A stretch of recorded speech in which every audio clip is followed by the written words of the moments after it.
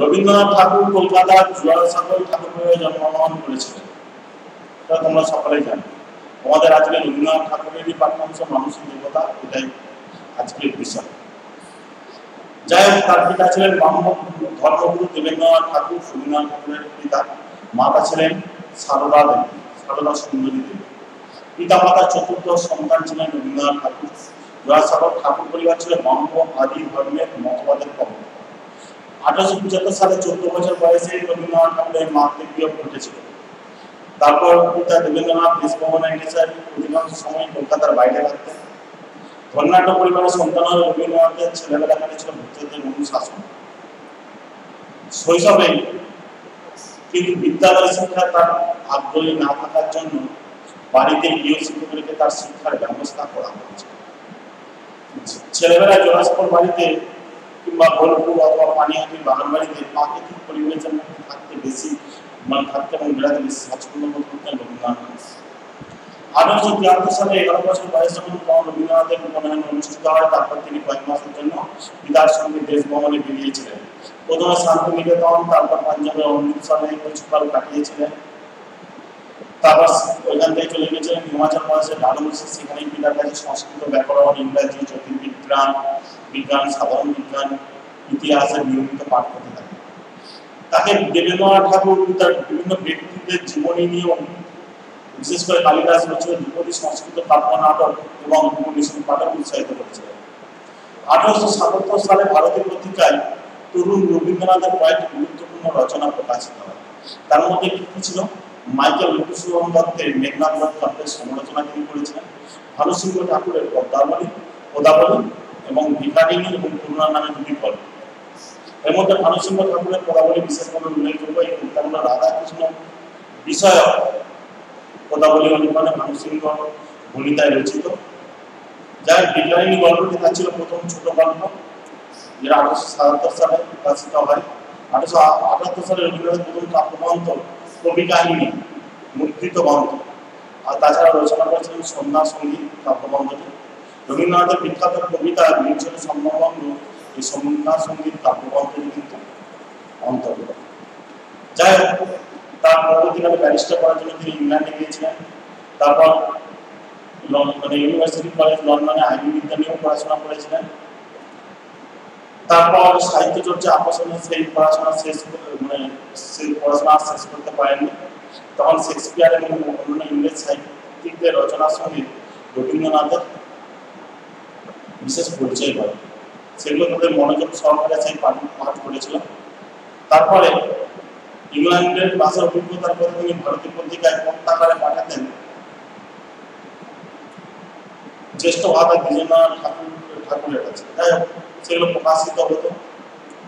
1880 সালে প্রায় 1.5 বছর ইংল্যান্ডে কাটিয়ে কোনো ডিগ্রি না নিয়ে ব্যারিস্টারি পড়া শুরু না করে শেষ পর্যন্ত তিনি দেশে ফিরে এসেছিলেন। তারপর 83 সালের 9 ডিসেম্বর 1883 সালে ঠাকুরবাড়ির কর্মচারী বেণীমাধব রায়চৌধুরীর কন্যা ভবতারিণীর সঙ্গে রবীন্দ্রনাথ ঠাকুরের বিয়ে হয়েছিল। বিবাহিত জীবনে ভবতারিণীর নামকরণ হয়েছিল মৃণালিনী দেবী। রবীন্দ্রনাথ ঠাকুর এবং মৃণালিনী দেবীর পাঁচজন সন্তান ছিল। মাধুরীলতা বেশি দিন বাঁচেনি, 1886 থেকে 1918 সাল, মানে 18 বছর আর প্রায় 32 বছর 33 বছর মতো। রথীন্দ্রনাথ, রেণুকা, মীরা, সমীন্দ্রনাথ, এদের মধ্যে অতি অল্প আছে রেণুকা এবং সমীন্দ্রনাথের। রেণুকা এবং সমীন্দ্রনাথের মৃত্যু তাড়াতাড়ি হয়েছিল। সমীন্দ্রনাথ 1896 থেকে 1907 12 বছর মতন বেঁচে ছিল। আর রেণুকা তো তার 12-13 বছর। আর মাধুরীলতা তো খুব একটা বেশি দিন বাঁচেনি, মানে 32 বছর। মানে রবীন্দ্রনাথের এই 3 ছেলে মেয়ের 3 সন্তান খুব অল্প বয়সে প্রাণ হারায়। আর রথীন্দ্রনাথ আর মীরা এরা অনেকদিন বেঁচে ছিলেন। যাই তারপর 1891 সালে পিতার আদেশে নদিয়া, যেটা বর্তমান অংশটা কিন্তু বাংলাদেশের মধ্যে পড়ে, কুষ্টিয়া জেলা, পাবনা এবং রাজশাহী জেলা এবং উড়িষ্যা জমিদারিগুলি দেখাশোনা তদারকি শুরু করেছিলেন রবীন্দ্রনাথ। তারপর সিরাজের প্রতিবারিত রবীন্দ্রনাথ দীর্ঘ সময় অতিবাহিত করেছিল। জমিদার রবীন্দ্রনাথ সিরাজদার পদ্মা নামে একটা মানে বিলাসবহুল পারিবারিক বজরায় চড়ে প্রজাবর্গের কাছে যেতেন খাজনা আদায় করার জন্য এবং আশীর্বাদ প্রার্থনা করতে যেতেন। গ্রামবাসীরা অভিজ্ঞত তার সম্মানে ভোজসভার আয়োজন করত। 1890 সালে রবীন্দ্রনাথের বিখ্যাত কাব্যগ্রন্থ মানসিক প্রকাশিত হয়। 20 থেকে 30 বছর বয়সের মধ্যে আরো কয়েকটি উল্লেখযোগ্য কাব্যগ্রন্থ গীতি সংকলন প্রকাশিত হয়েছিল। তারপর 1891 থেকে 95 সাল পর্যন্ত সাধনা পত্রিকায় রবীন্দ্রনাথের বেশ কিছু উৎকৃষ্ট রচনা প্রকাশিত হয়েছে। আর সাহিত্য জীবনের পর্যায়টি মানে যেটা আমাদের রচনাগুলো সাধনা পর্যায়ে পরিচিত। রবীন্দ্রনাথের গল্পগুচ্ছের গ্রন্থের প্রথম 84টি গল্পে অর্ধেকই এগুলো মানে এই পর্যায়ের রচনা। যাই হোক, 1901 সালে রবীন্দ্রনাথ সপরিবারে শিলাইদহ ছেড়ে চলে আসেন বীরভূম জেলার বোলপুর শহরের ভূখণ্ডে শান্তিনিকেতন। সেখানে রবীন্দ্রনাথ ঠাকুর 1888 সালে একটি আশ্রম এবং 1891 সালে একটি ব্রহ্ম মন্দির প্রতিষ্ঠা করেছিলেন। আশ্রমের আম্রকুঞ্জ উদ্যানে একটি গ্রন্থাগার নিয়ে রবীন্দ্রনাথ চালু করলেন ব্রহ্ম বিদ্যালয়, মানে আম্রকুঞ্জের একটি বাগান, যেটা ব্রহ্মচর্যাশ্রম নামে একটি পরীক্ষামূলক স্কুল ছিল। 1902 সালের 23 সেপ্টেম্বর মাত্র 30 বছর বয়সে কবিপত্নী মৃণালিনী দেবী মারা যান। এই সময় তোমাদেরকে বলে রাখা হলো মৃণালিনী দেবীর অবদান খুব বিরাট।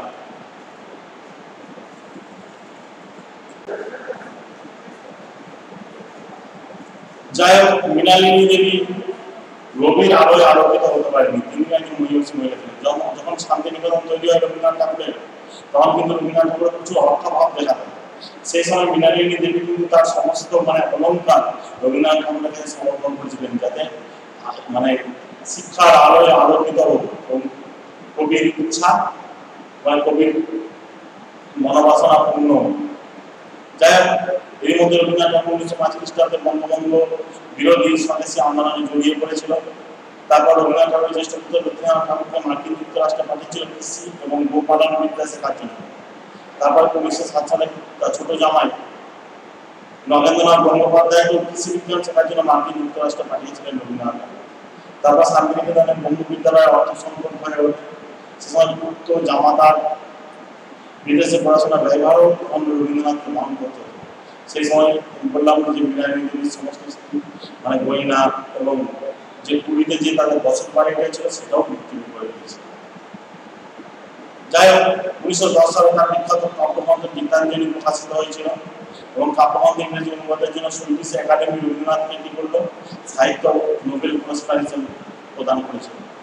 1915 সালে ব্রিটিশ সরকার তাকে স্যার উপাধি মানে নাইট উপাধি দিয়েছিল। তারপর শেষ পর্যন্ত তারপর তিনি ওই রবীন্দ্রনাথ শ্রীনিকেতন মানে কি বলবো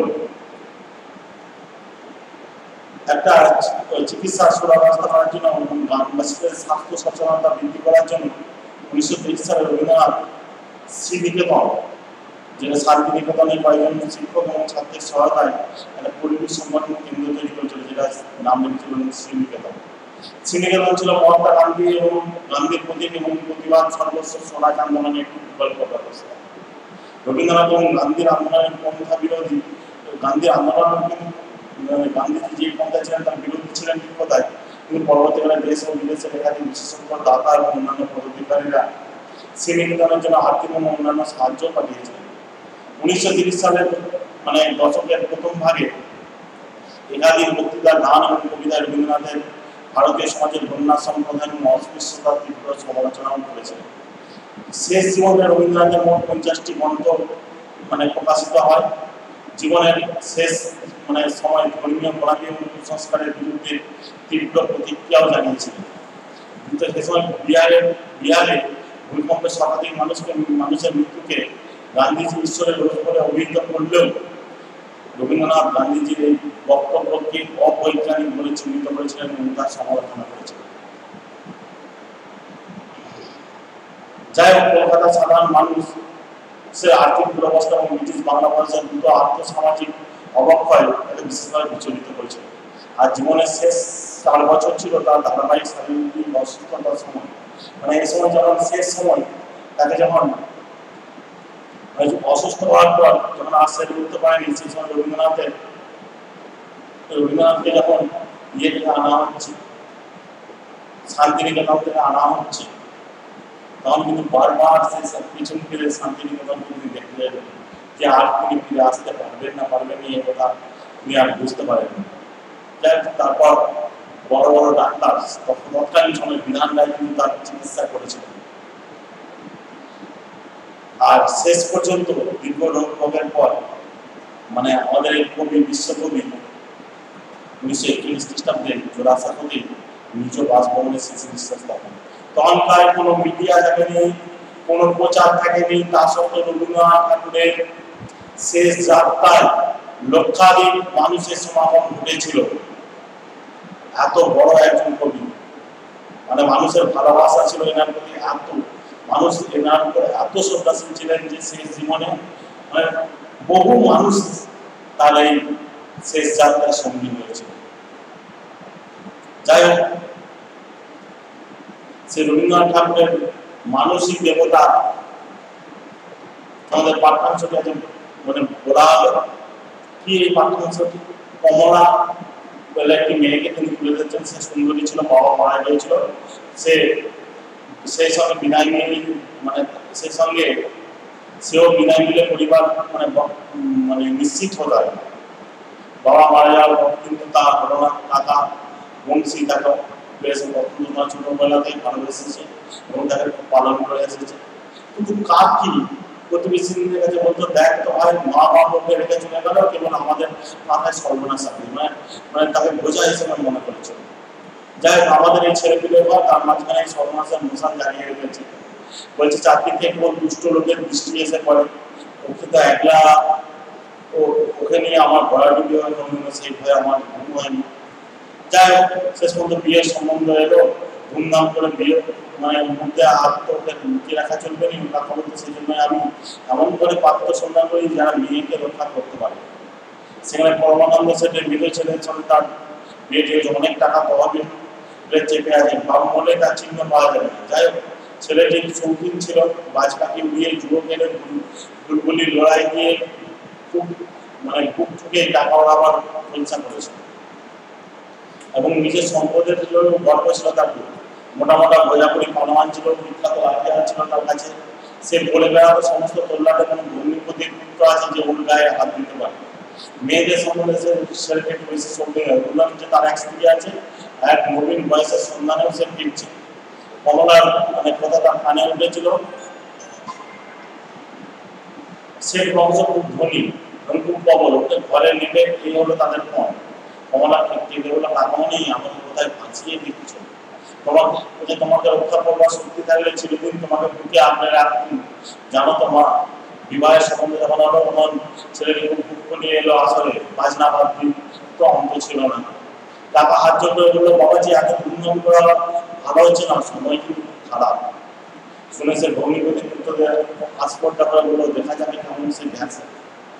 কাকা বললেন, বিবাহ অনুষ্ঠান পর্যন্ত মেয়ের দায় আমাদের, তারপর মেয়ে তোমার, তুমি ওকে নিরাপদে বাড়ি পৌঁছাবার দায় না, আমরা এই দায় দেওয়ার যোগ্য নয়, কারণ আমরা দুর্বল। ও বুক ফুলিয়ে বললো, কোনো ভয় না।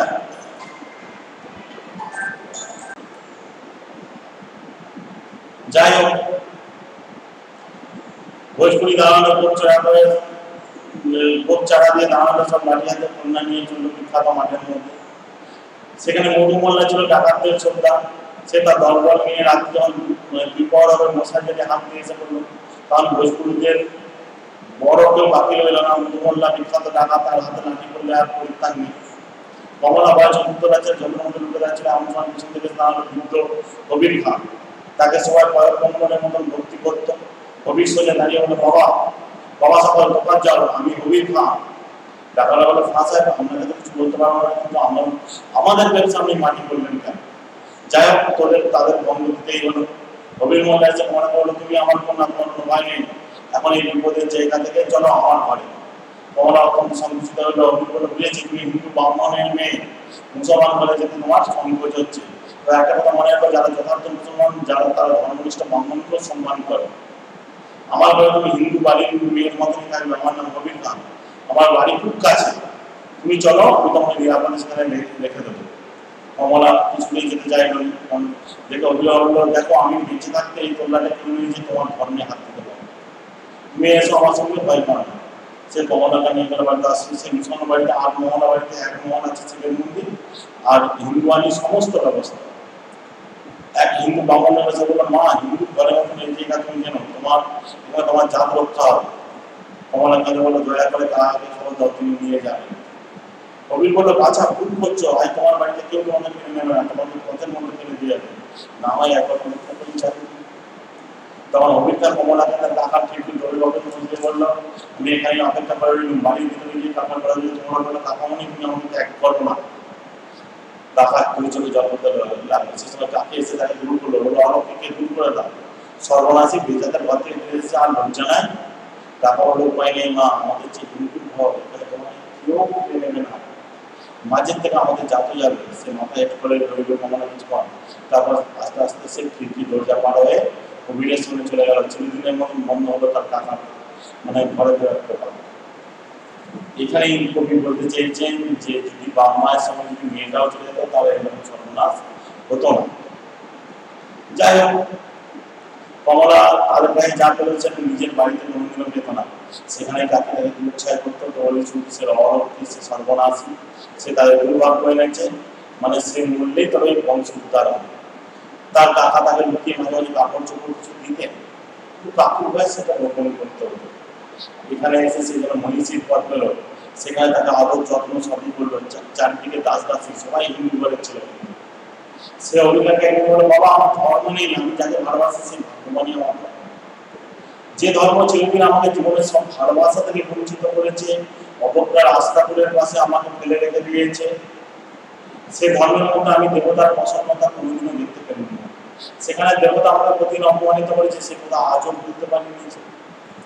আমি প্রথম ভালোবাসা পেলাম ভাবছিলাম তোমার ঘরে, জানতে পারলাম হতভাগিনী মেয়েরও জীবনে মূল্য আছে। যে দেবতা আমাকে আশ্রয় দিয়েছেন সে ভালোবাসা সম্মানের মধ্যে আমি তাকে পুজো করি, তিনিই আমার দেবতা। তিনি হিন্দু নন, মুসলমান নন, তিনি মানুষ। কবি এই মানব ধর্মটাই আমাদের কাছে উপস্থাপিত করেছেন। যাই হোক, কবি মানবিক দিক দিয়ে তিনি যা ধর্ম নির্বিশেষে এই পাঠ্যাংশকে আমাদের কাছে বলেছেন, যে মানুষ হওয়ার কথা বলেছেন, জাতের বিচারে। সেই কারণে কমলার যে সুন্দরী ছিল এবং কমলার যে জীবন একটা অভিশপ্ত জীবনের মধ্যে দিয়ে যাচ্ছিল, সেটাও কবি উল্লেখ করেছেন। এবং কবি এটাও বলেছেন যে তার মা বাবার সঙ্গে সেও যেত, তবেই সে বেঁচে যেত। কিন্তু যাই হোক, শেষ পর্যন্ত এই গল্পের মাধ্যমে, পাঠ্যাংশের মাধ্যমে তিনি মানব ধর্ম উল্লেখ করেছেন। যাই হোক, আজকে এই পর্যন্ত।